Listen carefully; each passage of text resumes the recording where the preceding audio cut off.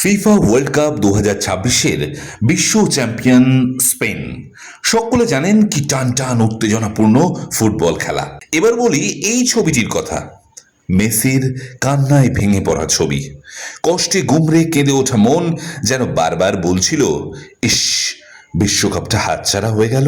অন্যদিকে বিশ্ব champion team Spain, তাদের প্রাণ ভরা উচ্ছ্বাস যা বারবার বুঝিয়ে দিচ্ছিল এককভাবে নয়, দলগত স্প্রিট এটাই জয়ের লক্ষ্যসীমা ছুঁতে পারে।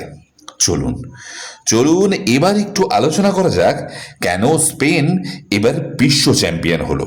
প্রথমত বলতেই হয় স্পেনের সুসংগঠিত দলগত খেলা, হ্যাঁ।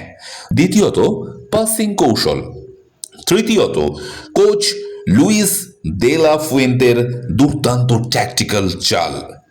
চলুন আরো একটু বিস্তারে বলা যাক। একদম, আপনারা যারা খেলা দেখেছেন তারা একটা জিনিস কি লক্ষ্য করেছেন, স্পেন কিন্তু কোনো নির্দিষ্ট একক তারকার উপর নির্ভর না করে দলগত বোঝাপড়ার উপর বেশি জোর দিয়েছে। হ্যাঁ, মাঝমাঠে রদ্রি, দানি ওলমো এবং ফাবিয়ান রুইজের কথা একবার মনে করুন।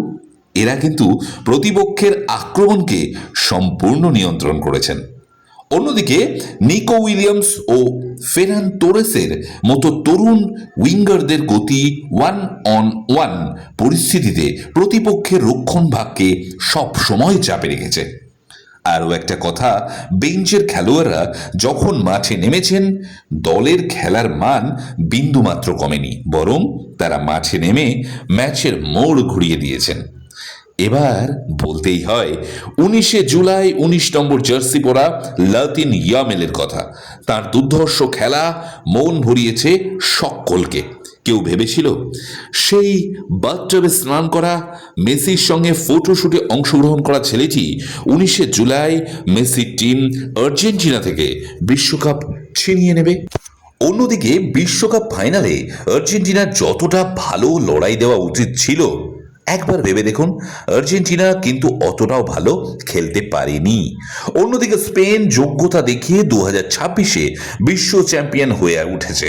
তাই মেসি প্রিয় হওয়া সত্ত্বেও, মেসির কান্না মুখ দেখা সত্ত্বেও বলতেই হয় স্পেন তার যোগ্যতা নিরিখে 2026-এ বিশ্ব চ্যাম্পিয়নে ট্রফি ঘরে নিয়ে গেছে। একদম।